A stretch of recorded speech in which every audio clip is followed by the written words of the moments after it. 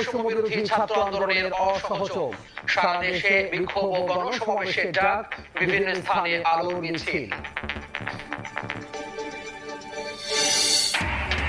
শিক্ষা প্রতিষ্ঠানগুলোতে আবারও স্বাভাবিক কার্যক্রম শুরুর দিক নির্দেশনা প্রধানমন্ত্রীর। বিশ্ববিদ্যালয় উপাচার্য ও কলেজের অধ্যক্ষদের সঙ্গে মত বিনিময়।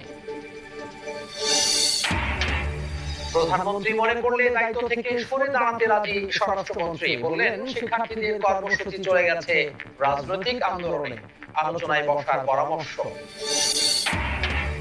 চলমান অস্থিরতার প্রভাব, ডলারের বাজারে বিক্রি হচ্ছে 125 টাকায়। এলসি করতে গিয়ে বিপাকে ব্যবসায়ীরা, বৈদেশিক মুদ্রা বাজারে ভারসাম্য আনার তাগিদ।